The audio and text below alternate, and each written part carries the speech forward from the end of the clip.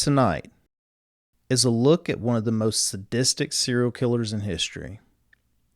His enjoyment in his actions and the actions of his accomplices is beyond comprehension. He took a small trailer and converted it into a chamber of horrors. To the women that was seated in the chair inside, this chamber was the exact opposite of what he saw.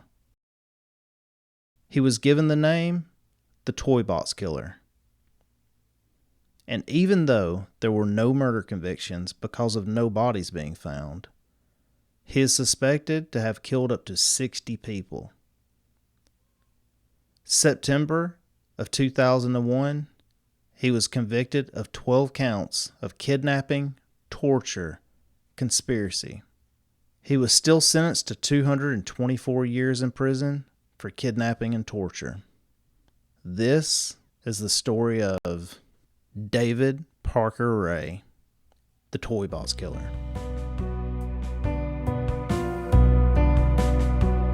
Hello, I'm Brent. And I'm Scott. And this is Strange Embers.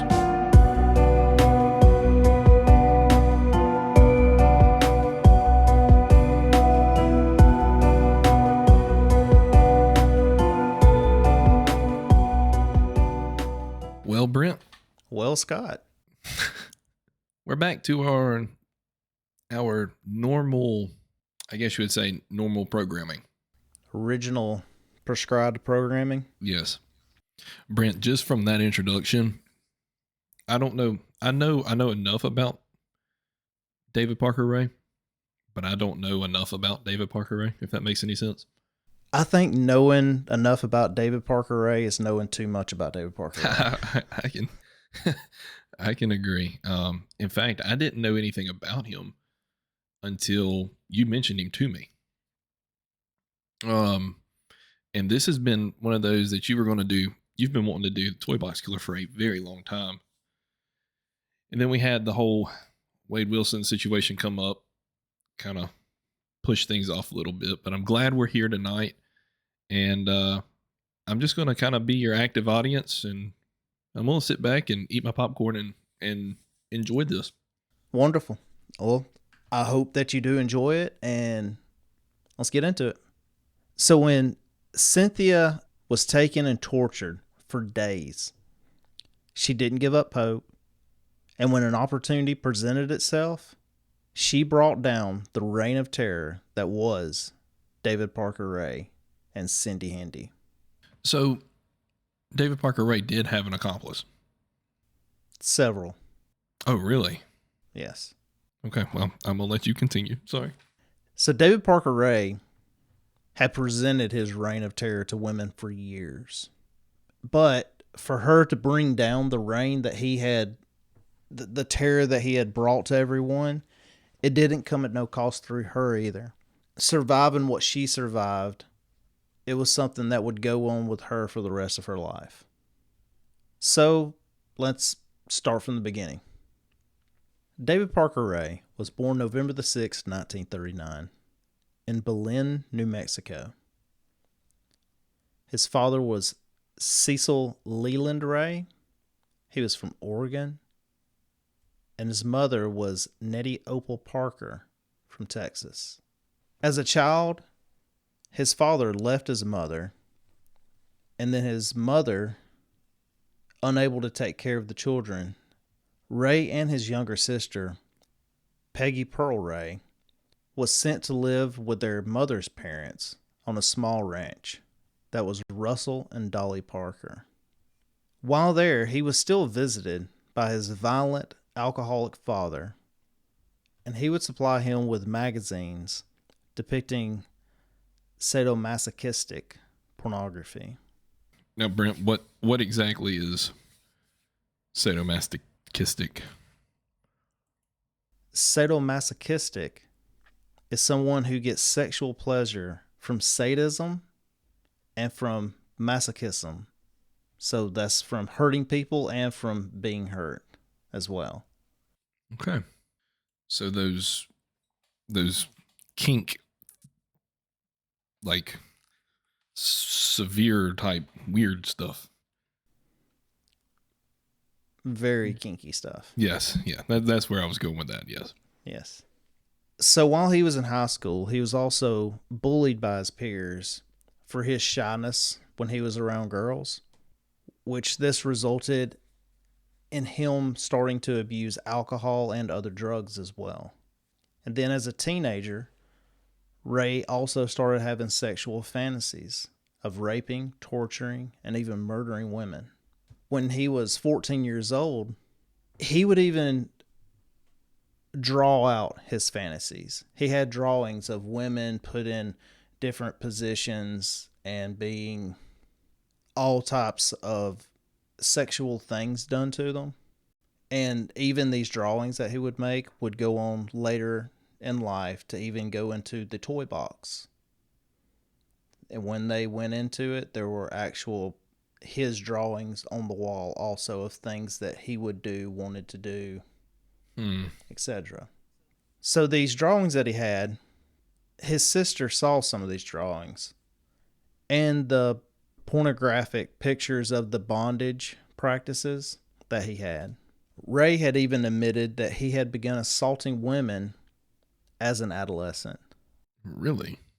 Even in a part of the advisory message that he had recorded back on July 23rd of 1993, he even claimed in the tape, quote, "I've been raping bitches ever since I was old enough to jerk off and tie little girls' hands behind their back," end quote. So allegedly, he had even told his first wife that he had committed his first homicide sometime around 1957 when he was about 17 years old. No kidding. That's when he kidnapped a woman. He said that he tied her to a tree and tortured and murdered her. However, authorities were never able to verify that this was actually true. We're just going upon what he had said. Ray went into the Army, and he was a mechanic while he was in the Army, and he also received an honorable discharge from his military service. After leaving the Army, he then started working as a maintenance man for the New Mexico Parks Department in Truth or Consequences, New Mexico.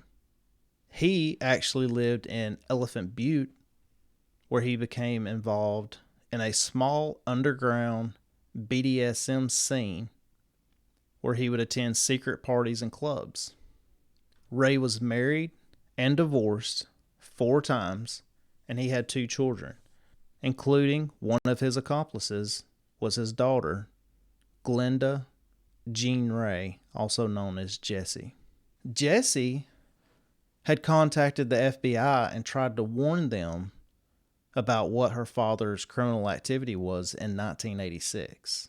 FBI agent Doug Belden, he recalled Jessie Ray's claims, and he said, quote, "She alleged that David Parker Ray was abducting and torturing women and selling them to buyers in New Mexico," end quote. However, all the allegations, they were so non-specific that the FBI were unable to confirm anything or to make an arrest on him. So that means Jessie Ray had contacted them in 1986. Okay.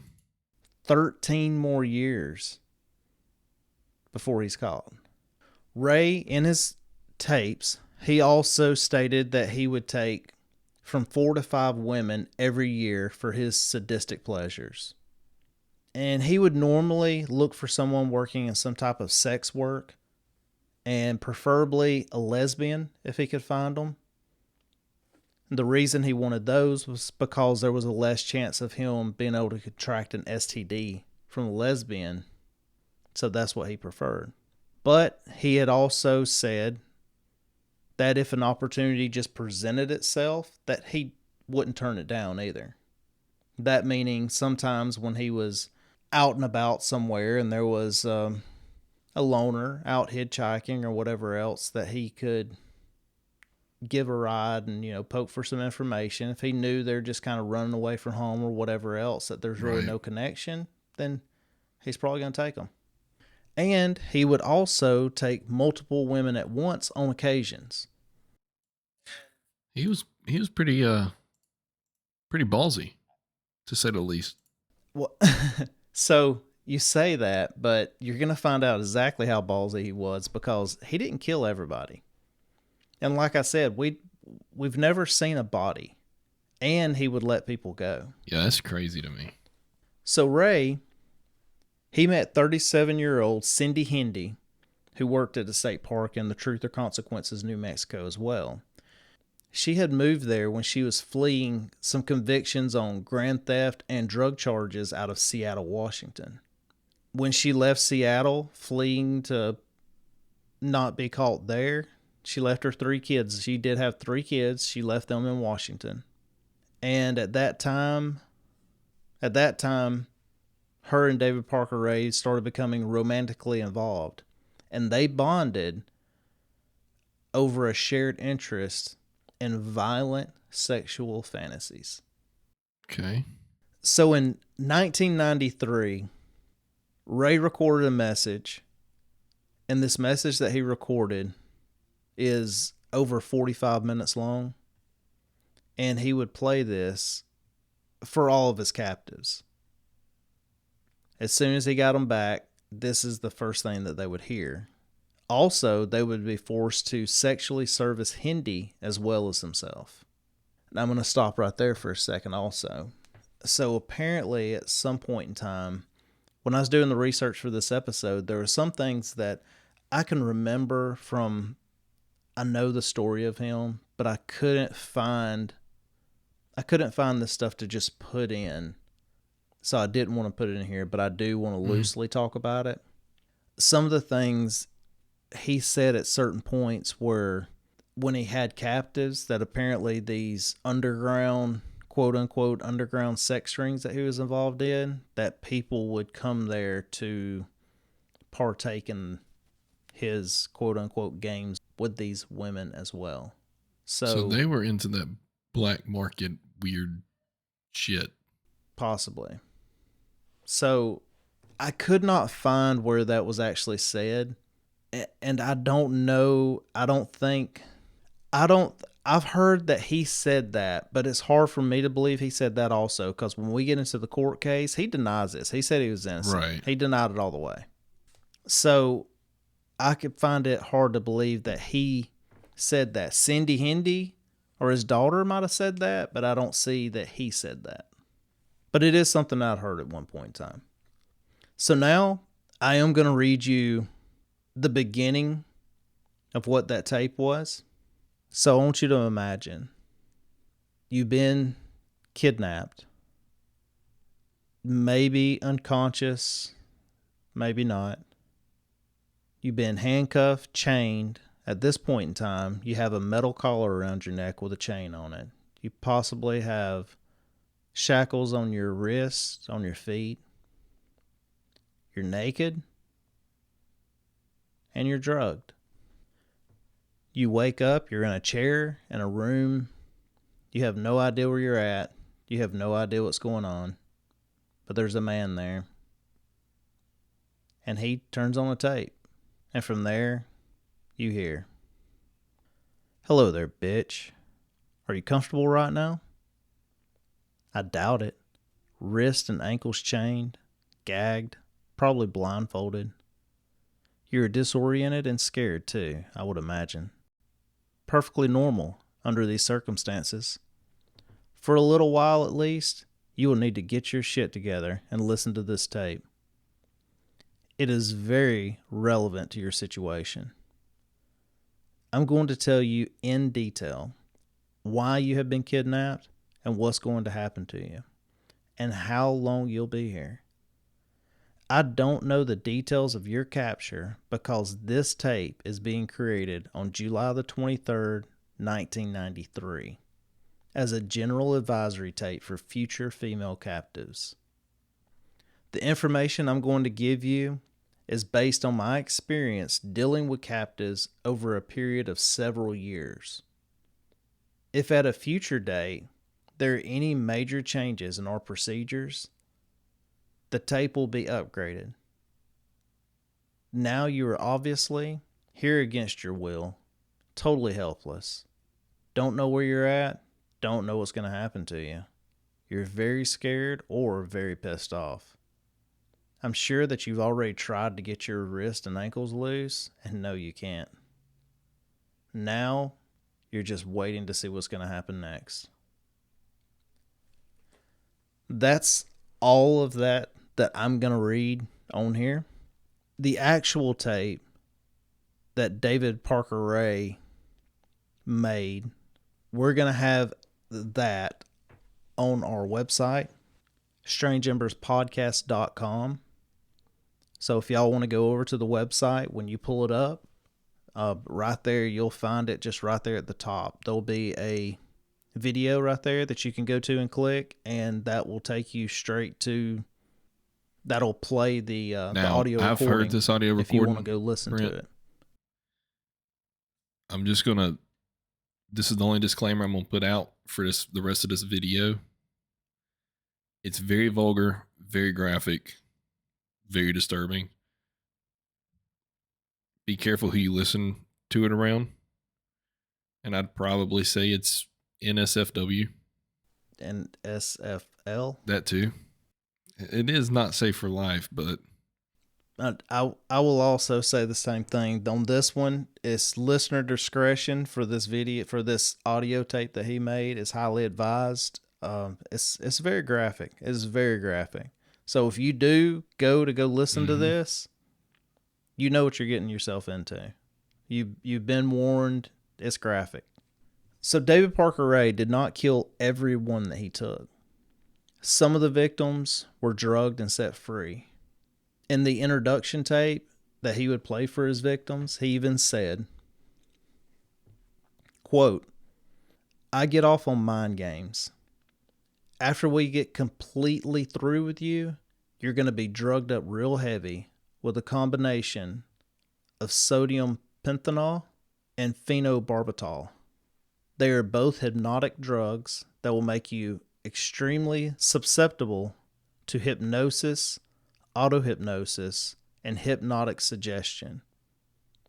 You're going to be kept drugged a couple of days while I play with your mind.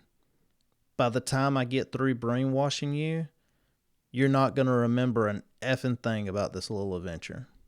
End quote. So Ray called himself the Dungeon Master in this tape.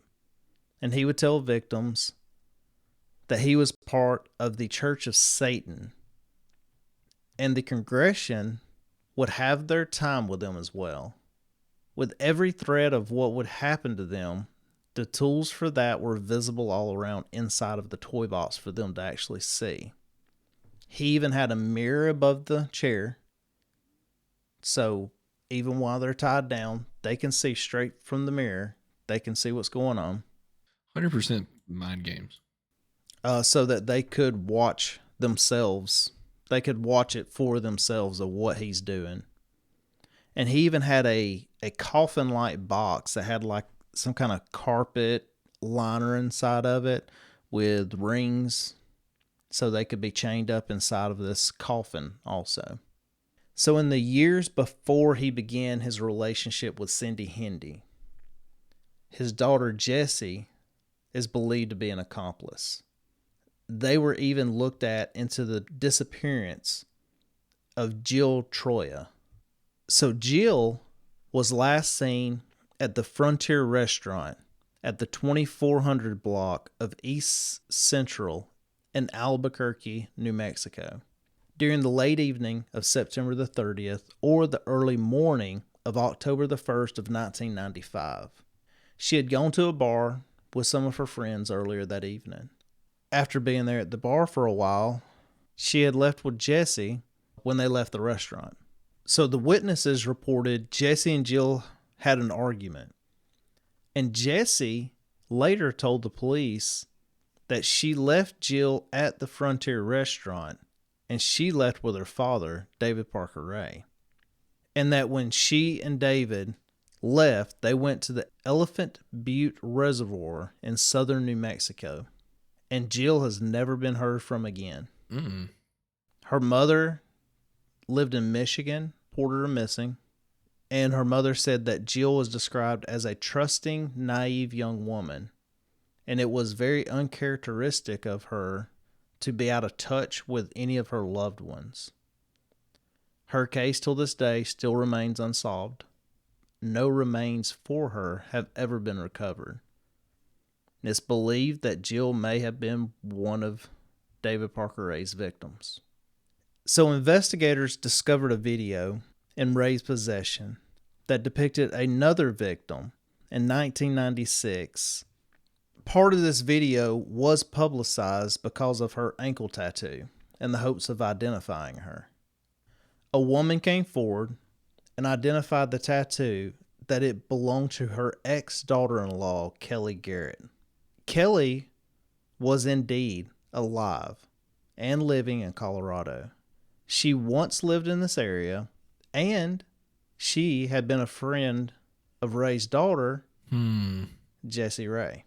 Kelly told the police that on July the 24th, 1996, she had gotten in a fight with her husband and decided to go hit up the bars with some of her friends and blow off some steam.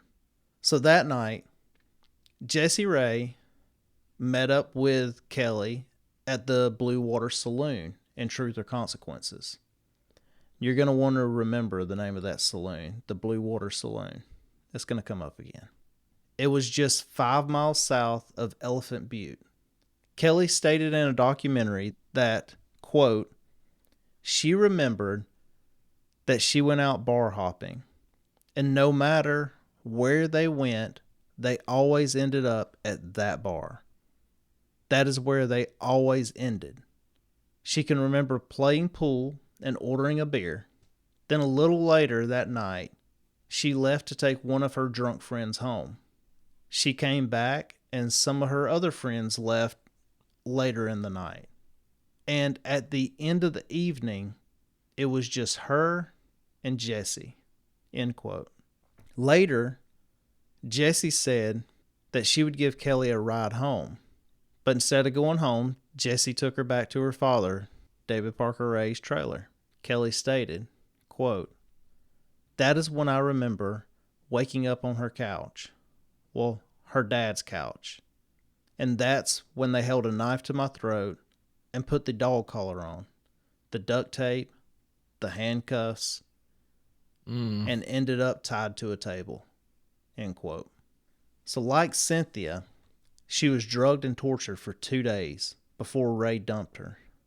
No one, not even her husband or the police, believed her strange, horrific story. Even her husband divorced her. He believed that she was out cheating on him when she went missing for the few days and didn't believe this. It was just too outlandish of a story. Is that what David Parker Ray was going off of? Is just making it so bizarre that people wouldn't believe it? Hopefully. You'll find out later with Cynthia the thing that he said with her. I heard, like I said, some of the things that I'm going to say in here, I'm trying to keep this story upon the things that I could actually find now. Fact check. Correct. Yeah. Beyond, I've heard stuff over the years from this case, and some of the things, just like any case, some of the things don't add up quite right. Some do. For sure.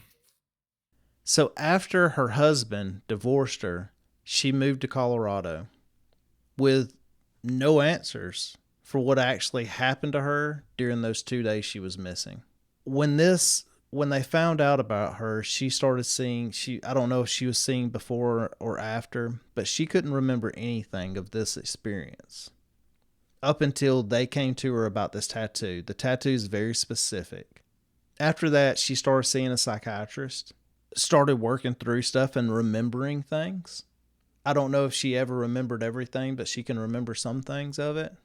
She said before she started remembering things at all, that she just became deathly afraid of duct tape and stuff like that and had no idea. She would have nightmares about being held down, but she had no idea all this. Right. So even though she couldn't remember, she remembered, but she couldn't remember. Yeah. Dude, that would be a horrible feeling. I would have no idea where it was coming from. Right. It just happened. And out of the blue. So Kelly Garrett, who Jesse met at the bar and probably drugged while they were at the bar. She probably drugged her there. So Kelly testified against Jesse and David Parker Ray. I take that back. She testified against David Parker Ray in trial. Kelly attested that after she fought with her husband and went to play billiards with her friends, that her beer was drugged and she was knocked unconscious. She was raped and tortured for 2 days to the point of numerous blackouts before her throat was deeply cut and she was left to die on the side of the road. The police found her, and that they found her account of what all she said happened too outlandish. And even her husband assumed that she cheated on him. He filed for divorce. July 1997. Approximately 1 year after Kelly's experience, one of her friends went missing from The saloon. the Blue Water Saloon, the same bar. See, I'm paying attention. Her name was Marie Parker. She was 22 years old and she had 2 kids. Kelly also said, speaking of Marie, quote, "It was just after midnight, and Marie said that she was going to go home and check on her kids and she would be right back. By the time the bar closed at 2 o'clock, she still wasn't there, but her car was. And somebody said that Jesse followed Marie out." End quote. She hasn't been seen since that night either. So the night that Marie went missing from the bar, Jesse was at the bar with her friend Roy Yancey. When Yancey was brought in for questioning, he stated, quote, that from what he understands, David had many years of kidnapping, torturing, and killing women, end quote. He also stated that she was tortured for about 2 days, and when she was not being tortured, she was placed on a cot and slid up under a part of the wall in the trailer and locked there.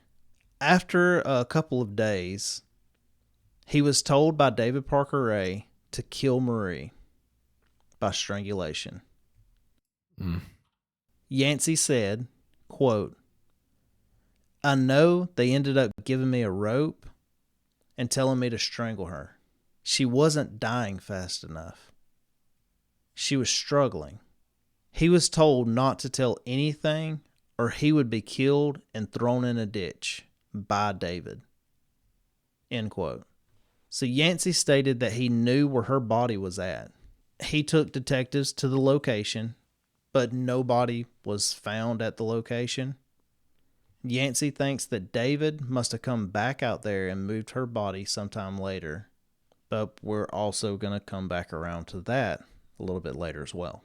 When the incident was reported in newspapers, a woman by the name of Angelica Montano from Truth or Consequences, she came forward to say that she had suffered a similar ordeal at the hands of this couple just the month before.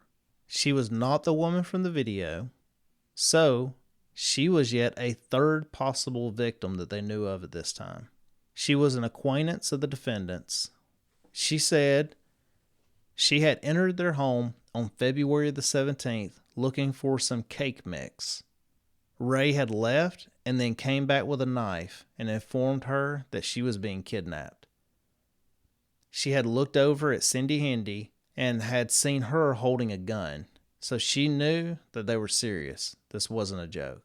They pulled her in, grabbed her, they bound her, they stripped her, and harnessed her onto a table.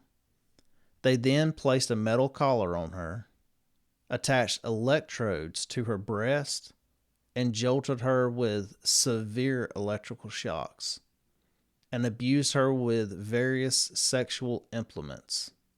Then Ray forced her to give him oral sex. This ordeal went on for 3 days, she claimed. he talks about that in that introduction video.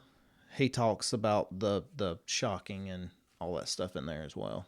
They ran electrical currents through her body, shocking her repeatedly in her most sensitive areas. She begged the couple to release her. Finally, on the fourth day of her ordeal, she managed to persuade them to let her go. Then had taken her miles away and dumped her out on a local highway out in the desert. And that is where a off-duty police officer happened to ride by and picked her up. Angelica was an Albuquerque resident. She came forward about her experience after a long period of terrified silence.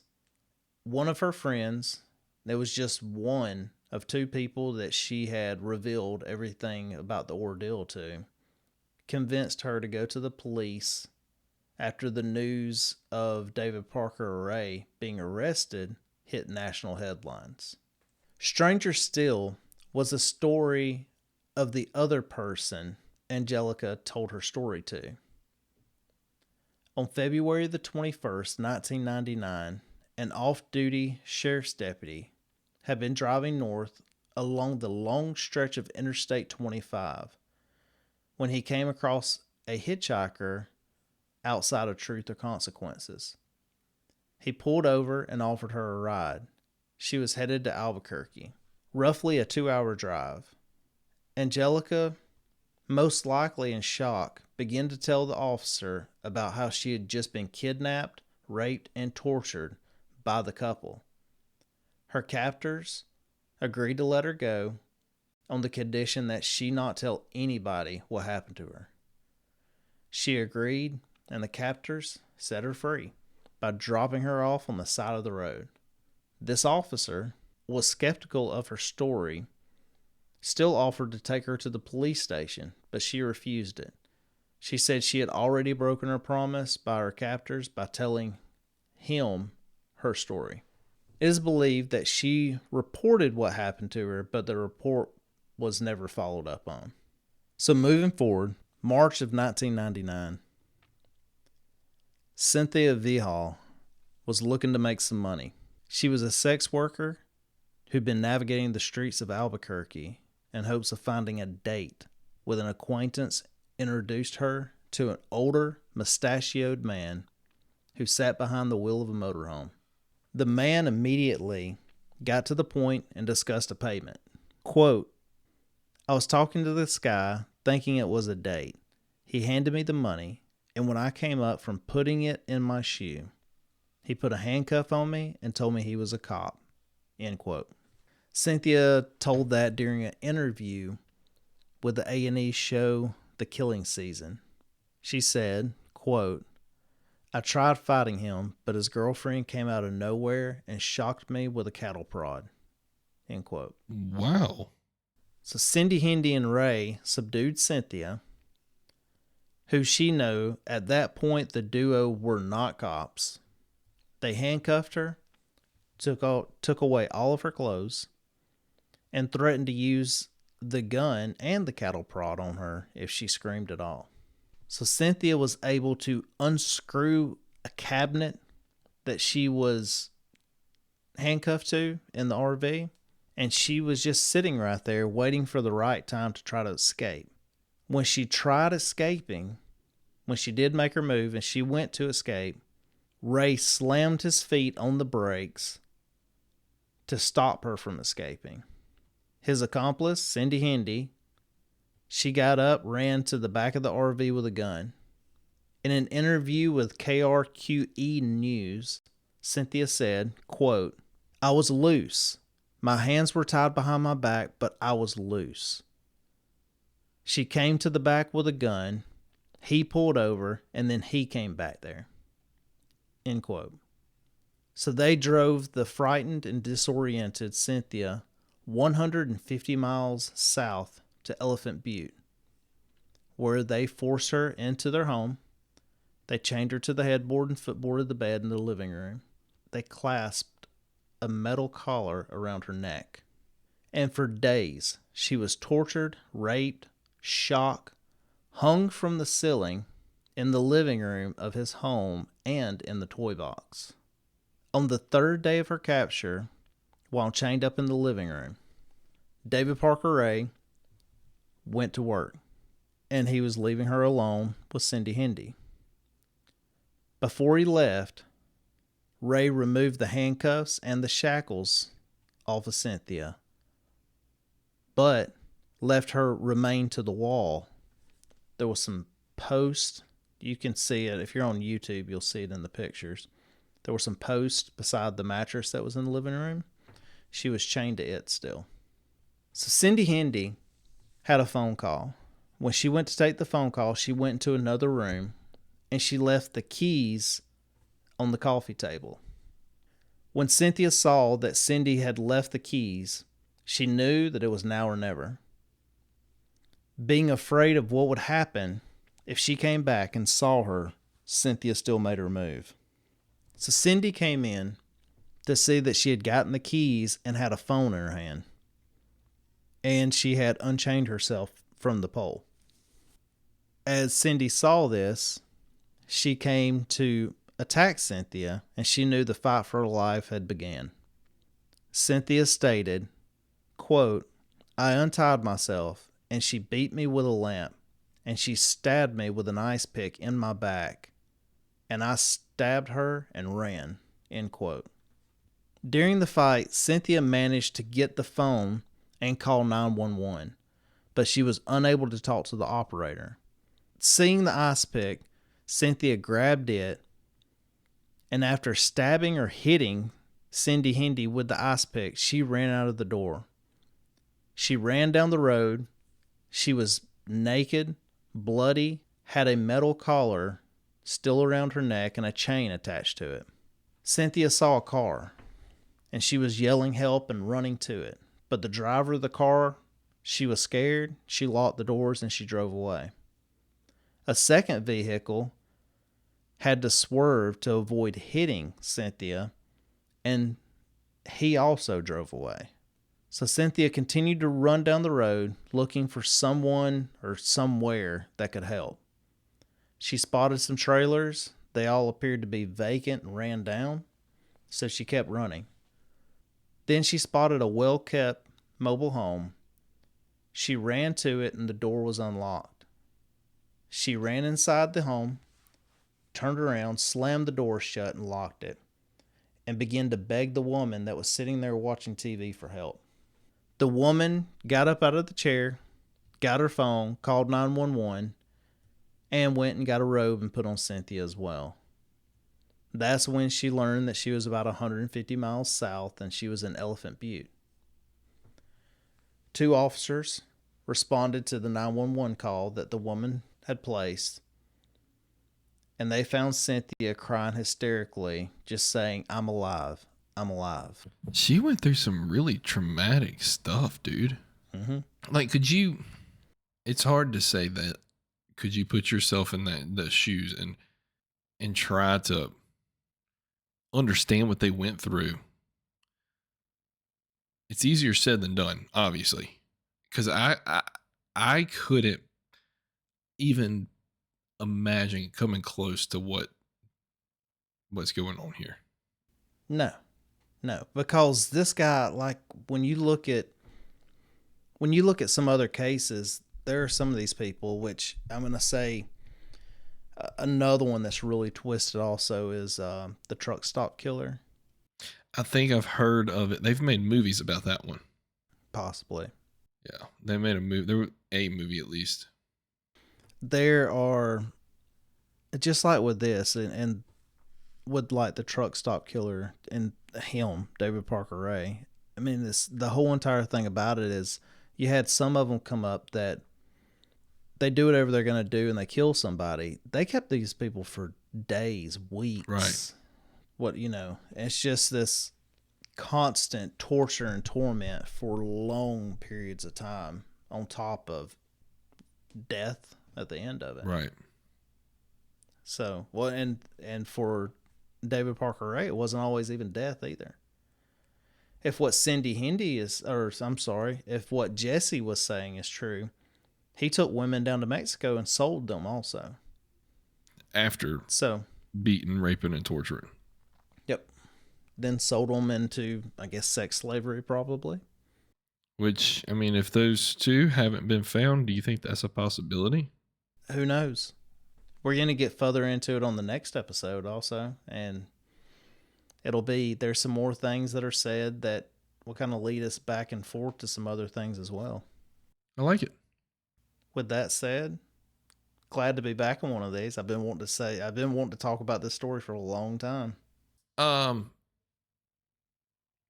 Yeah, I'm happy to be back on normal routine and covering these really twisted cases. Yeah. I mean, there's still obviously things are still going on that's really twisted today, but you compare some of the things that's happening right now to this, it's unmatched in my opinion. Well, we'll get to it in the next episode also, but there is on the FBI's website for this, there are pages, I think over 300 images, and I plan on running these images on the YouTube video. There are tons of trinkets, I'll call them, that they found in the toy box that they believe are souvenirs, trophies, souvenirs from people that he has kidnapped. And it's still on the FBI's website. Even you can go to it today and look at it. And like I said, the next episode I'm going to run the pictures, but they're there, and the FBI asks if anybody knows who these belong to, what they are, to speak up so they can find out, start, building some kind of case whatsoever of who we're looking for. Yeah. So. Well, Brent, I'm truly and thoroughly enjoying this. I'm going to reiterate what Brent was saying earlier. We do have a website now. It is StrangeEmbersPodcast.com. The recording of David Parker Ray that all of his victims would hear will be on the website. And the transcript. We also have all of our episodes with a hyperlink on the website. We have our merchandise store. We pretty much have everything on the website that you could think about asking questions about. There's a way to contact us there. It's very basic still, but it's getting there. Yeah, we're still working on it. But besides that, thank you for sticking around. Thank you for listening. Thank you for the likes, the comments, the subscribes. Brent, you have anything else to add to this?